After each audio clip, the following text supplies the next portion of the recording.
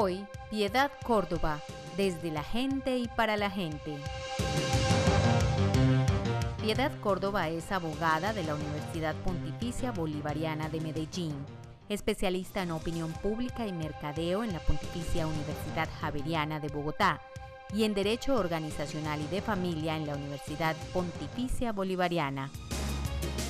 Fue concejala de Medellín, diputada de la Asamblea Departamental de Antioquia, representante a la Cámara y senadora de la República. Como congresista, trabajó principalmente por los derechos de la mujer, las minorías étnicas y sexuales y los derechos humanos.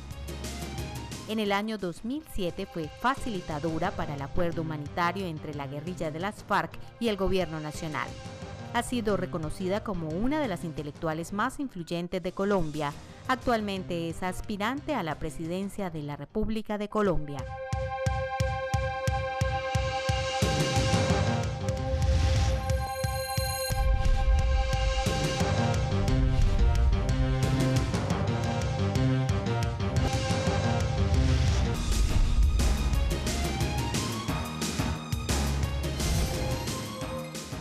Muy buenas noches, amigas y amigos, bienvenidos a su programa El Ágora, Piedad Córdoba, desde la gente y para la gente. Muy buenas noches, Piedad, y bienvenida a nuestro programa El Ágora. Bueno, a ti muchas gracias por invitarme y un saludo muy cálido, muy fraterno para ti que hacía mucho tiempo no nos veíamos y para los televidentes. ¿Qué valor el suyo de presentarse nuevamente a la presidencia por firmas?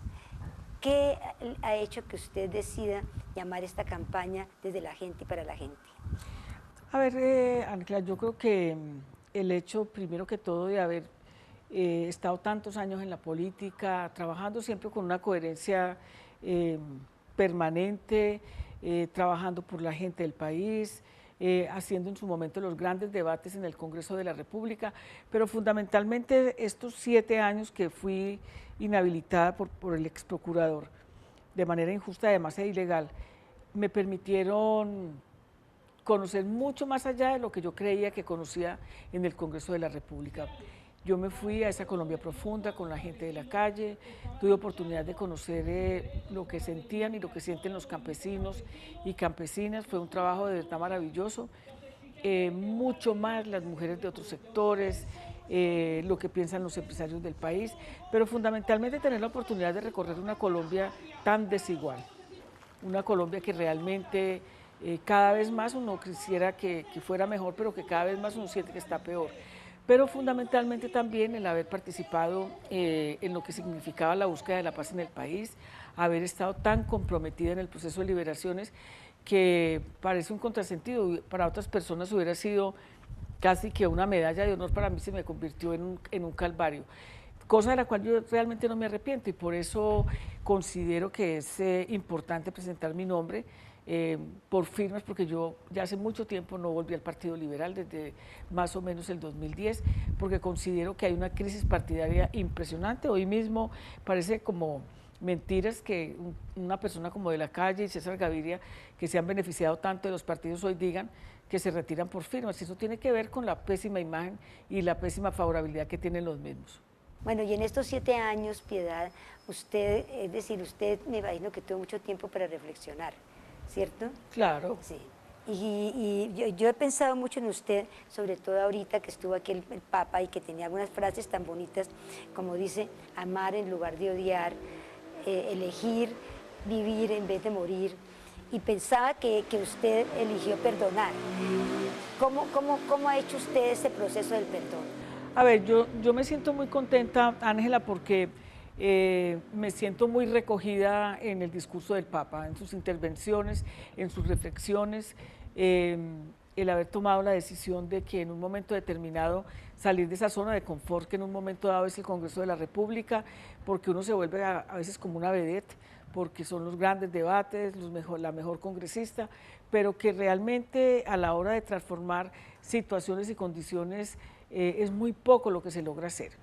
Por eso, como presidenta que fui de la Comisión de Paz de Derechos en el Congreso, como de la Comisión de Derechos Humanos del Congreso, pues conocí muy palmariamente la realidad de la gente del país, de la gente que sufre realmente. Y eso a mí me dio un sacudón muy grande que me puso en la carrera y en la pista de abogar por la paz, cuando hablar por la paz, Ángela, era casi que un anatema, pues. Y hablar de la posibilidad de la salida política y negociada te ponía a ti casi como un terrorista, una terrorista o una guerrillera. Y yo soy una mujer profundamente cristiana, es decir, no hablo de la religiosidad, de lo que significan esas estructuras eclesiales, sino del discurso realmente de lo que significaba para la humanidad en su momento una figura como la de Jesucristo. Y hablar de la paz, hablar del perdón, hablar de la reconciliación.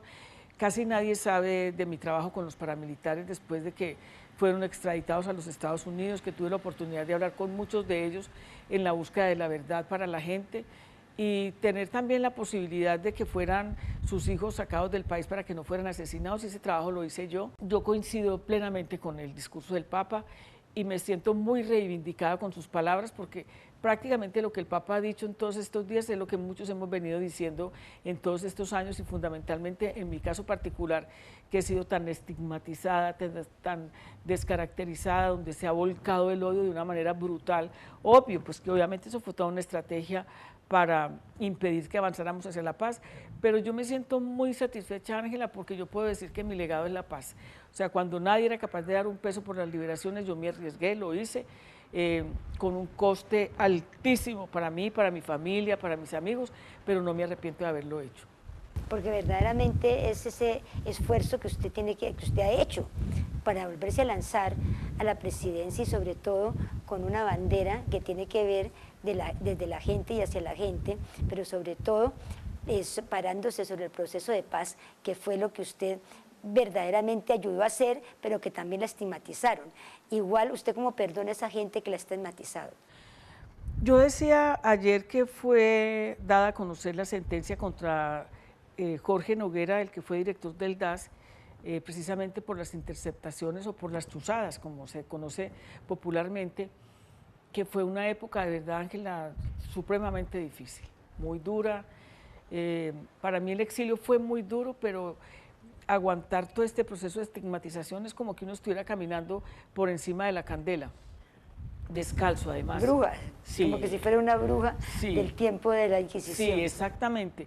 Entonces, yo decía que, por ejemplo, fui capaz de perdonar a quienes me secuestraron, que fue realmente un hecho muy doloroso para mí y para mi familia, pero creo que más que eso fue el asesinato político, porque es muy difícil uno ir a un aeropuerto donde te insultan, donde estás en un avión te insultan, donde si vas a un restaurante cuando tú entras la gente se para, y donde tú te preguntas, bueno, yo no me he robado un peso en este país, yo jamás he estado en un escándalo, todo mi problema fue haberme metido a hacer las liberaciones. Yo no tenía bajo ninguna circunstancia claro que era tan gravoso para el país buscar la paz y que se pisaban tantos callos, o sea, que tanta gente se molestaba. Yo creo que yo tenía una capacidad inmensa de perdonar, pero tiene mucho también que ver con la formación humanística que uno tenga. Por ejemplo, yo me he encontrado con el expresidente Uribe, y a pesar de todo lo que supe ayer, pues yo no tengo la capacidad de albergar ese odio que alberga mucha gente. Creo que el solo sufrimiento que él tiene que tener de su conciencia para mí es más que suficiente. Pero mire, a mí una de las personas que más me persiguió fue el presidente Santos. Yo no sé si buscando que no hubiera la posibilidad de fuerzas alternativas en este país, que hubiera gente como yo que tuviera una voz distinta, que pensara en un país distinto. Varias veces me acusó ante la Corte Suprema, no puedo presentar pruebas porque no las sabía. Sin embargo, cuando a mí se me llama para trabajar a favor de todo este proceso, hacer las elecciones, apoyarlo a él, que era apoyar el proceso, no a él ni a su propuesta, porque realmente yo no soy neoliberal, y él es uno de los que ha sumido este país en una profunda miseria. Yo me puse por encima de eso, porque era mucho más importante lograr la cesación del conflicto armado y comenzar toda la búsqueda de lo que tiene que ser la paz con justicia social.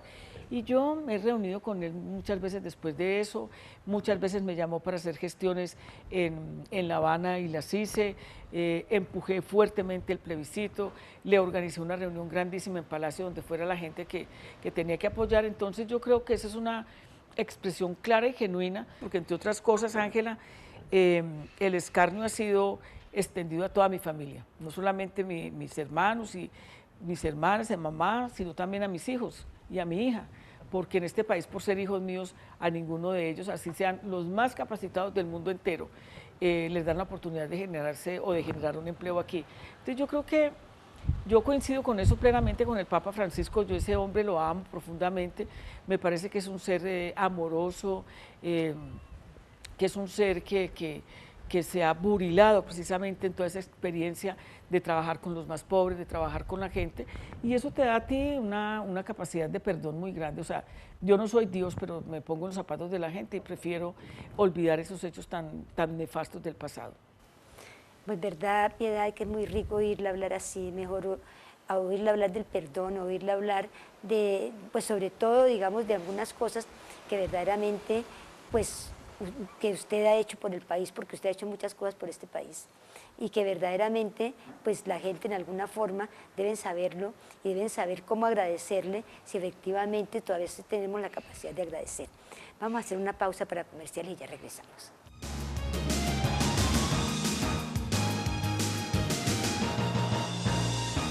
¿Presenta pérdida de cabello, caspa, hongos e infecciones? Pilus Clon es la solución. Informes y ventas en Cali al 371-8980.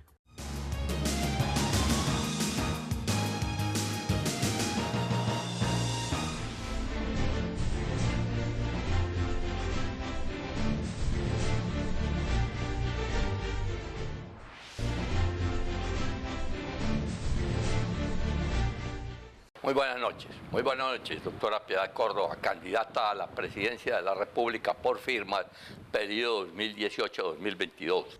Buenas noches, Poncho, no me poncha. ¿No? Vamos, No me poncha. usted es una persona que despierta mucha polémica, entonces no es fácil ponchar. Por lo tanto, le quiero hacer unas preguntas. ¿Es cierto que usted trabajó con el doctor Álvaro Uribe cuando era gobernador de Antioquia? No. Lo que ocurrió fue lo siguiente, Poncho. Yo era la directora del Partido Liberal, codirectora en ese momento, y me tocó dirigir esas elecciones en todo el país y concretamente en Antioquia, que fueron muy difíciles, e inclusive fue muy difícil. Hubo tres cosas en esa época que fueron el aval para el expresidente Uribe como gobernador, el aval para uno de los alcaldes de Envigado que fue muy cuestionado y el aval para quien fuera el candidato a la alcaldía de Medellín.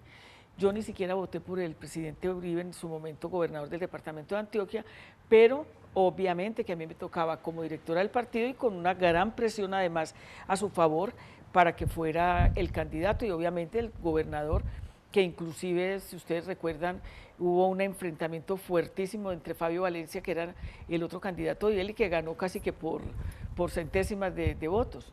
Esa fue realmente mi participación. Hubo hasta golpes, tengo entendido. Claro, sí. En la registraduría. Sí, sí. Bueno, pero después, en todo el transcurso de su presidencia y vicepresidencia. No, tuvimos es más, una vez que él es gobernador de Antioquia, tuvimos unos enfrentamientos muy fuertes por el tema de las convivir y porque en esa época fue el primer desplazamiento más brutal que hubo del atrato medio hacia Urabá, producto precisamente de lo que fue la presión paramilitar en ese momento, y él fue una de las personas que más favoreció el tema de las convivir y yo las denuncié ante la Corte Constitucional. Pero además de eso, tuve algunas dificultades con el expresidente Samper, porque él decía que yo se la tenía montada a Álvaro con el tema de las convivir y realmente yo me opuse de manera frontal a lo que fueron esos. Esa que fue tan criticada usted por hablar mal de su gobierno, creo que fue en un foro en México. Sí. ¿Eso fue por qué y qué consecuencias? Hombre, por una razón muy sencilla, que no era hablar mal del país, sino hablar mal de los políticos de este país, entre esos él que era el presidente. Y tuvo mucho que ver precisamente con los desplazamientos, las masacres, las detenciones arbitrarias, el crecimiento del paramilitarismo en el país y sobre todo la elección en el Congreso de la República de una cantidad de personas afectas a él que fueron elegidas por el paramilitarismo. Yo dije que en el Congreso habían sido electas por lo menos un 30% de personas, tanto en el Senado como en la Cámara. Bueno, casi me ahorcan, casi me aplastan, pero lo cierto fue que Mancuso lo corroboró después. Bueno, yo quiero preguntarle por dos personas, por Sí. Alejandro Ordóñez y por Hugo Chávez. Sí. Cuénteme primero de Alejandro Ordóñez. ¿Por qué Alejandro Ordóñez contra usted? Yo creo que por varias razones a él, para él es muy chocante una figura como yo. Yo soy una mujer muy femenina, pero soy una mujer además que defiendo mucho las causas individuales y las libertades públicas. Yo he sido abanderada fundamentalmente de lo que tiene que ver con los derechos de las mujeres en este país. Fuera de eso, yo soy autora de la Ley 70 de Negritudes y desprecia a lo que significa la afrocolombianidad. También fui una de las personas que más en el país trabajó por los derechos de parejas del mismo sexo y pues obviamente que él es absolutamente homofóbico. Yo soy una mujer progresista, yo no creo que en este país ya sea dable hablar de derecha o de izquierda, yo creo que en este país la gente quiere que le resuelvan los problemas, pero soy una mujer absolutamente progresista, que estoy a favor de las causas más difíciles del país y entre otras cosas porque además yo creo que a él es una persona arbitraria y irrespetuosa, que además quiere imponer por encima de la libertad de cultos una sola religión. Yo soy católica y soy cristiana, pero eso no significa que porque yo profese una religión tenga que imponerla sobre las demás, porque aquí existe la libertad de cultos. Y él se valió de todo eso porque, entre otras cosas, es una persona amante, no solamente lefebrista, sino amante de la guerra, porque como a él no le ha tocado la guerra por ningún lado, entonces a él poco o nada le importó y hacía creer a la gente que quienes estábamos a favor de la búsqueda de la paz, de la salida política y negociada del conflicto, éramos terroristas, éramos guerreristas, pero sabe otra cosa que casi nadie sabe, Poncho. Él, al parecer, fue consultor de Pacific Rubiales, una de las multinacionales explotadoras del petróleo en este país, en Puerto Gaitán y también del oro en algunas regiones, que entre otras cosas se quebraron, no pagaron impuestos, se fueron tranquilos y dejaron realmente en una situación muy lamentable a Puerto Gaitán. Yo hice un debate muy fuerte contra ellos en la Comisión Quinta del Senado y logré demostrar que tenían doble contabilidad y logré demostrar cuál era su contabilidad. Los dueños de esa empresa, con una persona colombiana, me enviaron un cheque en blanco para que yo le pusiera ceros. Y muy importante esta denuncia que está haciendo la doctora Piedad, ¿no?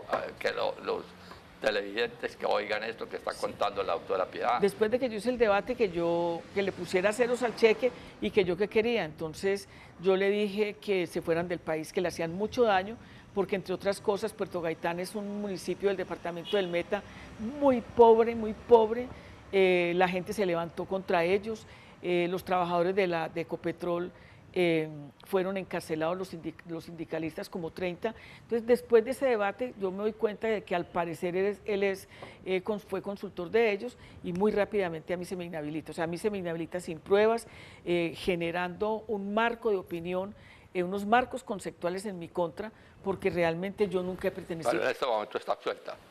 Sí, claro, el año pasado yo gané en el Consejo de Estado las 2 demandas. Hay muchas preguntas más para hacerle, pero por el tiempo yo no quiero. Ustedes, todo el mundo sabe su amistad con Hugo Chávez, pero yo quiero que nos pueda contar, como ese detalle que acaba de contar de ese cheque y de esa relación de Alejandro Ordóñez con Pacific Rubiales, ¿cuál fue el detalle que hizo romper las relaciones que tenían, buenas relaciones, Álvaro Uribe y Hugo Chávez, que usted la debe conocer? Sí, claro, sí la conozco. Nosotros veníamos de París, habíamos ido a reunirnos con el presidente Sarkozy, para lograr unos acuerdos para la liberación de Ingrid Betancourt. En ese proceso íbamos supremamente adelante, es más, ya habíamos logrado la posibilidad de que Simón Trinidad se fuera a cumplir la condena a Francia y nosotros entregábamos a los 3 contratistas y a Ingrid Betancourt, o sea, eso iba supremamente adelante. Tuvimos esa reunión, yo siguiendo el consejo del expresidente Samper, pues me puse a llamar a los generales y se lo consulté al presidente Santos en su momento, porque yo estuve reunida con él como ministro de Defensa, pues para explicarle qué era lo que realmente estábamos haciendo ahí. No había nada distinto a lograr el intercambio humanitario, que no se dio porque fue unilateral. Y entonces yo había estado llamando al general Montoya. Nosotros aterrizamos en Caracas, de París, y pues yo ahí mismo llamé al general Montoya porque yo me seguía para Colombia y yo quería reunirme con él, que no había podido reunirme con él. En ese momento el presidente Chávez sale de la oficina que tenía en el avión y nos dijo, estaban en el referendo que perdieron inclusive después, nos dijo: Piedad, yo los dejo, yo me voy, porque yo me voy para una reunión me parece que era en Yaracuy, para el tema del referendo. Entonces yo estaba con el teléfono y me dijo: ¿con quién hablas? Y yo le dije: no, estoy hablando con el general Montoya. Entonces me dijo: pásamelo, yo hablo con él. Entonces yo le pasé el teléfono y él le preguntó al general Montoya cuántos militares y policías estaban en poder de las FARC, que él quería saber para empujar la liberación. Eso fue todo lo que le dijo el presidente Chávez al general Montoya. El general Montoya, que es una persona mentirosa, indelicada además, llegó y le montó una película y le dijo al presidente Uribe que Chávez estaba buscando hablar con los generales para casi como quien dice, para que lo apoyaran ahí. Eso fue absolutamente falso. Le cuento, Poncho, que yo no creo que la conversación hubiera durado más de 2 minutos.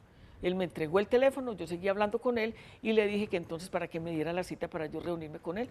Y como eso fue nosotros aterrizamos tipo 6 de la tarde en el aeropuerto de Caracas, y como a las 10 de la noche el presidente nos sacó de la liberación.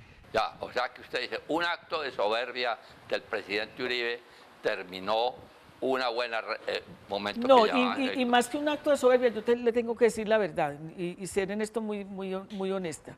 El general Montoya le mintió al presidente Uribe. El presidente Chávez jamás le dijo nada distinto de lo que yo le estoy diciendo. Y esto que le estoy diciendo a usted casi nadie lo sabe. Es más, es la primera vez que lo comento. Y si el general Montoya es capaz, que me enfrente y yo se lo sostengo, porque yo estaba ahí y había más gente ahí.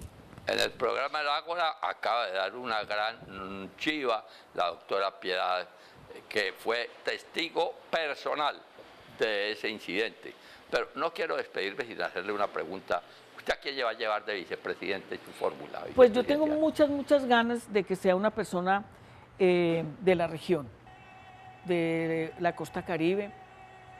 Me parece muy importante la región del Pacífico, pero fundamentalmente no nadie de Bogotá ni nadie de Medellín. Ya es suficiente conmigo. Pero no tiene nombre todavía. No, porque yo estoy haciendo un trabajo con la gente, yo estoy auscultando. Me gustaría mucho que fuera una persona que pudiera ser, por ejemplo, un empresario o empresaria, porque mi objetivo, mi propuesta, mi centralidad es la industrialización del país para generar desarrollo. La última pregunta. Si pasara la segunda vuelta, ¿con quién le gustaría ser que fuera el contrincante o la contrincante en la segunda vuelta? Pues yo digo, como decía una profesora mía en la escuela en segundo de primaria, cuando uno se enojaba: mientras más bravo sea el toro, mejor es la corrida. Yo quiero derrotar a Germán Vargas Lleras. Qué bueno, la felicito, estamos de acuerdo. Qué maravilla. A ustedes muy buenas noches. Lástima que el tiempo nos prive de seguir dialogando con esta persona tan interesante como es la doctora Piedad Córdoba, que tiene tantas cosas para contar, para decirnos, y confidencias que nos han contado en este programa. Muy buenas noches, sigan con la doctora Ángela, y a usted, doctora Piedad, muchas gracias y muy buenas noches. Muchas gracias, Poncho.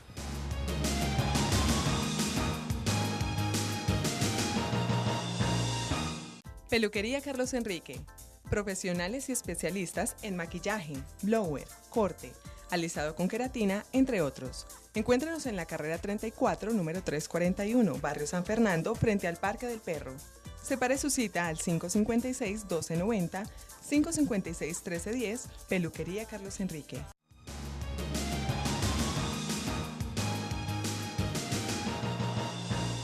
Continuamos en el Ágora, un lugar de encuentro. Piedad Córdoba, desde la gente hacia la gente. Bueno, Piedad, ya en esta campaña, pues que usted se ha metido, que es un berenjenal con 30 candidatos, pero ¿qué le ofrecería usted a ese electorado para que en ese momento, siendo que usted tiene tanto reconocimiento, voten por usted? Para mí lo más importante es el amor que yo siento por este país. Y esta es una campaña desde el amor. Una campaña donde mi derroche va a ser precisamente de alegría, de esperanza, de amor. Yo amo profundamente este país, de lo contrario no me hubiera lanzado ni hubiera luchado tanto porque Colombia se transformara en otra Colombia diferente. Yo siento como colombiana, yo me río como colombiana, yo lloro como colombiana, yo rumbeo como colombiana. Yo estoy aquí en Cali y yo soy una salsera de tiempo completo, me encanta la música del Pacífico porque mi familia es del Pacífico, pero yo creo que Colombia a partir del año 90, Ángela, sufrió una transformación para mal, y es la desindustrialización del país. La apertura económica, que fue totalmente avalada por César Gaviria Trujillo y los restantes presidentes que siguieron de ahí para allá, desmantelaron la industria del país. En el año 90 el país tenía un 25%, o sea, el peso de la industria en el Producto Interno Bruto era del 25%. Al día de hoy es del 12%, casi que menos de la mitad. Fuera de ello, la producción nacional se vino al suelo porque al permitir una apertura indiscriminada y brutal además, pues aquí el sector productivo del país se acabó. Entonces, mi gran preocupación para poder generar empleo, para acabar con esos 13 millones de personas pobres, 9 millones de personas indigentes prácticamente, tiene que ver con la industrialización del país, pero sobre todo con volver a recuperar el campo, con volver a producir, con volver a instalar instancias como por ejemplo el Instituto de Fomento Industrial, que era muy importante para los empresarios, volver a hablar del IDEMA, que era el Instituto de Mercadeo Agropecuario. Yo me propongo revisar los impuestos de este país. Una de las cosas que a mí más me preocupan, y por eso yo soy tan absolutamente fanática de Laudato Si, que es precisamente la última encíclica del Papa, que habla fundamentalmente de cómo tenemos que cuidar la casa que habitamos, de cómo el consumismo ha no solamente acabado con los seres humanos, sino que los ha despersonalizado de una manera brutal. Y en ese orden de ideas, yo creo que es muy importante revisar los contratos de asociación, las concesiones con las multinacionales, y te advierto, Ángela, que yo no estoy en contra de ellos. Lo que sí creo es que no pueden ser en unas condiciones tan nefastas para el país. Yo creo que hay que revisar los tratados de libre comercio, como por ejemplo con el Tratado de Libre Comercio con los Estados Unidos, y yo creo que quien me esté escuchando, que sea empresario, sabe que no les ha sido bien para los colombianos, para los empresarios colombianos. Yo en ese sentido soy absolutamente patriota, absolutamente nacionalista en el mejor de los sentidos, y yo creo que si nosotros queremos tener educación para los jóvenes de este país, gratuita además, si queremos tener una salud que sea universal y que sea además una salud de calidad, tenemos que mirar toda esa tabla impositiva, de dónde van a salir los recursos, y te voy a decir algo que me parece que es muy preocupante. Yo ya me estudié el presupuesto del 2018 y yo no veo ninguna posibilidad de que el gobierno cumpla con los acuerdos que se firmaron con las FARC.